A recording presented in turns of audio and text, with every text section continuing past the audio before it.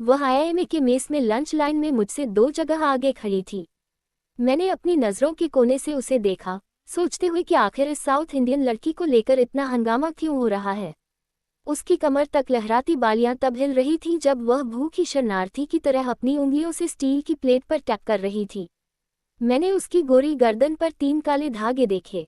किसी ने देश के सबसे शैक्षणिक रूप से केंद्रित बी स्कूल में भी उसे सजाने का फैसला कर लिया था। अनन्या स्वामीनाथन, फ्रेशर बैच की बेस्ट लड़की, सीनियर्स ने पहले ही डॉर्म बोर्ड पर उसे ये खिताब दे दिया था। हमारे बैच में 200 छात्रों में सिर्फ 20 लड़कियां थीं। सुंदर लड़कियां बहुत कम थीं। आईआईएम में लड़कियां अपनी सुंदरता के लिए नहीं चुनी जाती। वे इसलिए चुनी जाती हैं क्योंकि वे भारत की 99.9% आबादी से तेज गणितीय समस्याएं हल कर सकती हैं और कैट को क्रैक कर सकती हैं। अधिकांश आईआईएम लड़कियां मेकअप, फिटिंग कपड़े, कॉन्टैक्ट लेंस, चेहरे के बाल हटाने, शरीर की दुर्गंध और स्त्रैण आकर्षण जैसी सभी चीजों से ऊपर होती हैं। ऐसी लड़कियां जैसे अनन्या यदि किसी चमत्कार से आ भी जाती हैं तो हमारे टेस्टोस्टेरोन भरे, एस्ट्रोजन विहीन कैंपस में तुरंत पोस्टर गर्ल बन जाती हैं। मैंने सोचा कि मिस स्वामीनाथन ने पिछले 1 हफ्ते में जितना पुरुष ध्यान पाया है उतना शायद अपनी पूरी जिंदगी में नहीं पाया होगा। इसलिए मैंने मान लिया कि वह घमंडी होगी और उसे अनदेखा करने का फैसला किया। छात्र धीरे धीरे लाइन में आगे बढ़ रहे थे। बोर्ड किचन स्टाफ को इस बात से कोई मतलब नहीं था कि वे कैदियों को परोस रहे हैं या भविष्य के सीईओ को। वे एक के बाद एक पीले पदार्थ को प्लेटों में डाल रहे थे। मिस बेस्ट गर्ल को तो स्पॉटलाइट चाहिए थी। ये रस्म नहीं है। जो भी है, ये निश्चित रूप से रस्म नहीं है। और यह क्या है? ये गहरा पीला पदार्थ। सांभर, मेस कर्मचारी ने खींचते हुए कहा। ये तो घिनौना दिख रहा है। इसे कैसे बनाया? उसने पूछा। तुम्हें चाहिए या नहीं? मेस कर्मचारी ने कहा, जो लंच खत्म करने में अधिक रुचि रखता था, न कि रेसिपी पर चर्चा करने में। जब तक वह तय करती, हमारे बीच के 2 लड़कों ने अपनी प्लेट काउंटर पर पटक दी। उन्होंने बिना टिप्पणी किए खाना लिया और चले गए। मैं ठीक उसके पीछे आ गया। मैंने चुपके से एक नज़र डाली, निश्चित रूप से औसत से ऊपर। वास्तव में आईआईएम के मानकों के हिसाब से काफी ऊपर। उसके चेहरे के नाक, होंठ और कान एकदम सही आकार में और सही जगह पर थे। यही तो लोगों को सुंदर बनाने के लिए काफी होता है, सामान्य शरीर के हिस्से। फिर भी प्रकृति यह सब इतनी बार गड़बड़ क्यों कर देती है? उसकी छोटी नीली बिंदी उसके आसमानी और सफेद सलवार कमीज से मेल खा रही थी। वह श्रीदेवी की स्मार्ट चचेरी बहन जैसी दिख रही थी, अगर ऐसा होना संभव हो। मेस कर्मचारी ने मेरी प्लेट में एक पीला ढेर डाल दिया। सुने, मैं उनसे पहले हूँ, उसने मेस कर्मचारी से कहा, अपनी बड़ी आत्मविश्वासी आंखों से उसे टोकते हुए। तुम्हें क्या चाहिए? मेस कर्मचारी ने भारी दक्षिण भारतीय लहजे में पूछा। तुम्हारा रसम नहीं है। सांभर देखकर मुझे घिन आ रही है। मैं 100 लोगों को खाना परोसता हूँ। उन्हें कोई शिकायत नहीं है और इसी वजह से तुम सुधार नहीं करते। शायद उन्हें शिकायत करनी चाहिए, उसने कहा। मेस कर्मचारी ने सांभर के बर्तन में चम्मच फेंक दिया और हाथ उठा दिए। तुम शिकायत करना चाहती हो? जाओ, मेस मैनेजर से शिकायत करो। देखो आजकल के छात्र कैसे हो गए हैं, उसने मुझसे सहानुभूति की उम्मीद में कहा। मैं लगभग सिर हिलाने ही वाला था। उसने मेरी ओर देखा। क्या तुम ये खा सकते हो? उसने मुझसे जानना चाहा। खाकर देखो, मैंने कहा। मैंने सांभर का एक चम्मच लिया। गर्म और नमकीन, यह कोई बढ़िया खाना नहीं था, लेकिन कोई विकल्प नहीं के हिसाब से खाने लायक था। मैं इसे लंच के लिए खा सकता था। मैं 4 साल हॉस्टल में रह चुका था। हालांकि मैंने उसका चेहरा देखा, जो अब हल्के गुलाबी रंग के साथ और भी सुंदर लग रहा था। मैंने उसकी तुलना 50 वर्षीय मेस कर्मचारी से की, जिसने लुंगी पहनी थी और जिसकी छाती पर सफेद बाल साफ दिख रहे थे। शंका की स्थिति में सुंदर लड़की हमेशा सही होती है। ये तो घिनौना है, मैंने कहा। देखा, उसने बालसुलभ खुशी के साथ कहा। मेस कर्मचारी ने मुझे घूरा। लेकिन मैं इसका स्वाद विकसित कर सकता हूँ, मैंने उसे शांत करने की एक कमजोर कोशिश में जोड़ा। मेस कर्मचारी ने मेरी प्लेट पर चावल का ढेर फेंक दिया। कुछ हिस्सा लो जो तुम्हें पसंद हो, मैंने उससे कहा, आंखें चुराते हुए। पूरे कैंपस ने पिछले कुछ दिनों में उसे देखा था। मुझे अलग दिखना था। मुझे रसगुल्ले दो, उसने मिठाई की ओर इशारा करते हुए कहा। पहले खाना खत्म करो, मेस कर्मचारी ने कहा। तुम कौन हो? मेरी माँ। मैं खत्म कर चुकी हूँ। 2 रसगुल्ले दो, उसने जोर दिया। हर छात्र को एक ही मिलेगा। उसने एक कटोरी में एक मिठाई रखकर उसकी प्लेट में दी।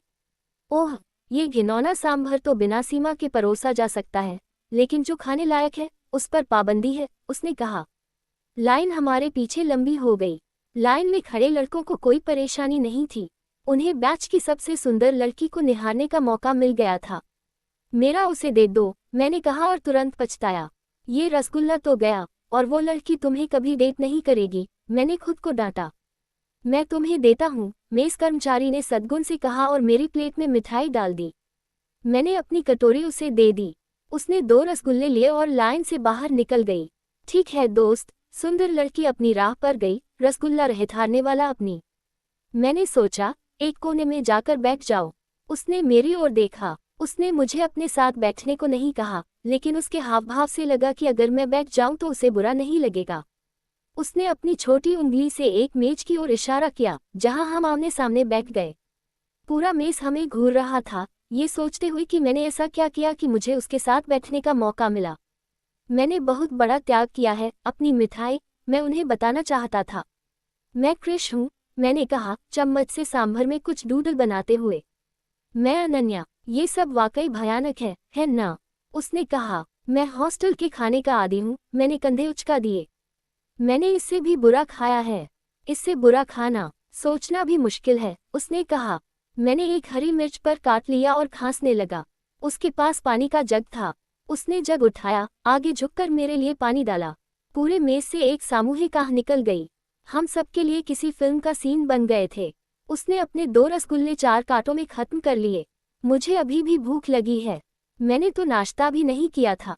भूख या बेस्वाद खाना, हॉस्टल जीवन का मतलब यही है कि जो आसान हो उससे निपटो, मैंने कहा। तुम बाहर जाना चाहते हो?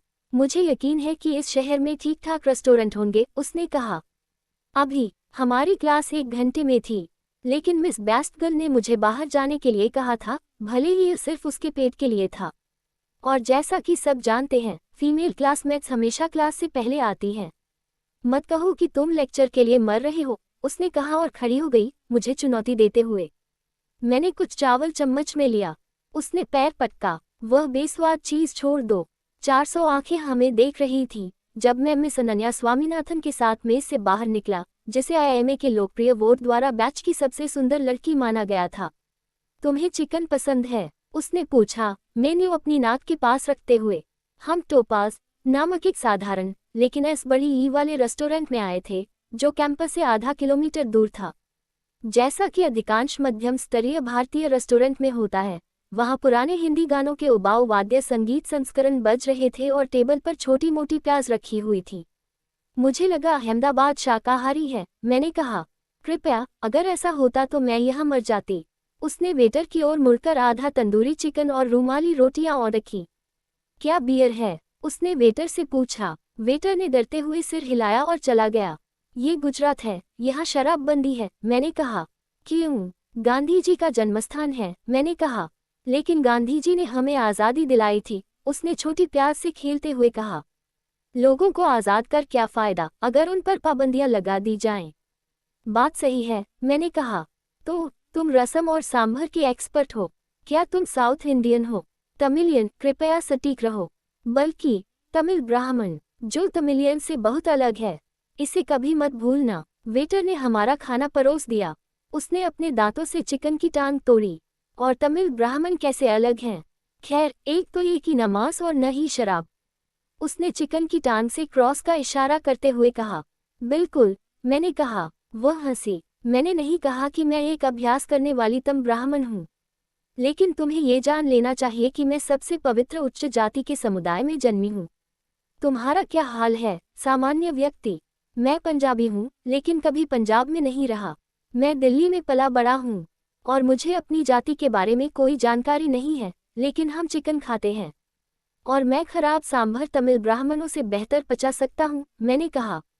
तुम मजाकिया हो, उसने मेरे हाथ पर थपकी दी। मुझे वह थपकी अच्छी लगी। तो तुम पहले किस हॉस्टल में थे? उसने पूछा। कृपया मत कहो आईआईटी, अभी तक तुम अच्छा कर रहे हो। आईआईटी में क्या खराबी है? कुछ नहीं। क्या तुम वहां से हो? उसने पानी पिया। हाँ, आईआईटी दिल्ली से। क्या ये कोई समस्या है? नहीं, उसने मुस्कुराते हुए कहा, अभी तक तो नहीं। माफ करना, मैंने कहा। उसका घमंड अब चिड़चिड़े स्तर पर पहुंच चुका था। कुछ नहीं, उसने कहा। हम चुप रहे। मामला क्या है? किसी आईआईटी वाले ने तुम्हारा दिल तोड़ा? वह हंसी। नहीं, इसके विपरीत। लगता है मैंने कुछ दिल तोड़े हैं, बिना किसी गलती के। समझाओगी? किसी से मत कहना, लेकिन यहाँ आए पिछले 1 हफ्ते में मुझे 10 प्रस्ताव मिले हैं। सब आईआईटी वालों से। मैंने खुद को मानसिक रूप से लात मारी। मेरी धारणा सही थी, उसे बहुत ध्यान मिल रहा था। प्रस्ताव किस लिए? वही सामान्य बातें, बाहर जाने के लिए, दोस्त बनने के लिए। ओह, और आईआईटी चेन्नई का एक लड़का शादी के लिए। सच में? हाँ, उसने कहा कि यह हफ्ता उसके लिए ऐतिहासिक रहा है।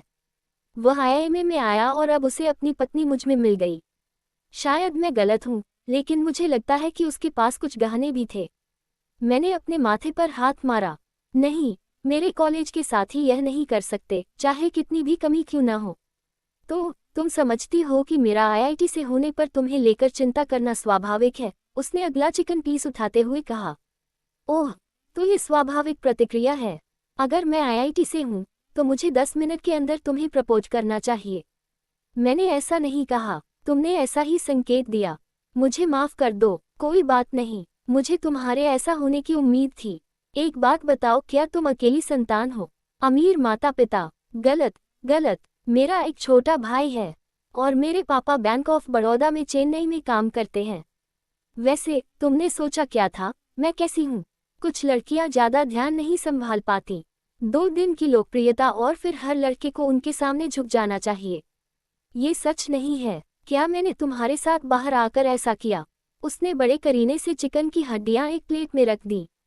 ओह, बहुत बड़ी बात। एक आम लड़के के साथ बाहर आकर। कितना बिल है? मैं अपना हिस्सा देकर जा रही हूँ।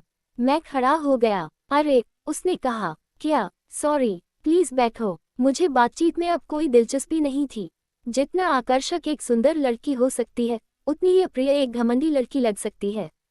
मैं वापस बैठ गया और अगले 10 मिनट तक खाने और उबाऊ वाद्य संगीत पर ध्यान केंद्रित किया। अब सब ठीक है, उसने हिचकते हुए मुस्कुराते हुए पूछा।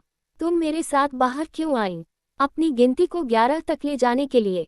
सच में जानना चाहते हो? हाँ, मुझे यहाँ कुछ दोस्त चाहिए। और तुम मुझे सेफ जोन वाले लड़के लगते हो, वो टाइप जो सिर्फ लड़की का दोस्त बन सकता है, सही? बिल्कुल नहीं, मैंने सोचा, कोई भी लड़का सिर्फ किसी लड़की का दोस्त क्यों बनना चाहेगा? यह ऐसा है जैसे चॉकलेट केक के पास बैठो और उसे कभी मत खाओ। यह ऐसा है जैसे रेसिंग कार में बैठो और उसे चलाओ मत। ये केवल डरपोक लोग करते हैं। मुझे यकीन नहीं है, मैंने कहा। तुम इसे संभाल सकते हो। मैंने तुम्हें उन प्रस्तावों के बारे में इसलिए बताया ताकि तुम समझ सको कि वे कितने बेवकूफ़ी भरे थे। वे बेवकूफ़ी भरे नहीं हैं, वे आईआईटी वाले हैं। वे बस अभी तक ये नहीं जानते कि लड़कियों से कैसे बात करें। जो भी हो, लेकिन तुम जानते हो, और मैं तुम्हारे साथ दोस्ती करना चाहूंगी। बस दोस्त, ठीक है? उसने अपना हाथ बढ़ाया। मैंने उसे हल्के हाथ से हैंडशेक दिया। आओ, 60-60 बांट लेते हैं, उसने बिल आते ही कहा। बिल्कुल सही, सिर्फ दोस्त बिल साझा करते हैं। मैं उससे सिर्फ दोस्त नहीं बनना चाहता था, और मैं 11वां शहीद भी नहीं बनना चाहता था। मैंने अपना हिस्सा दिया और कैंपस लौट आया। मुझे अपनी सिर्फ दोस्त से फिर से मिलने में कोई दिलचस्पी नहीं थी।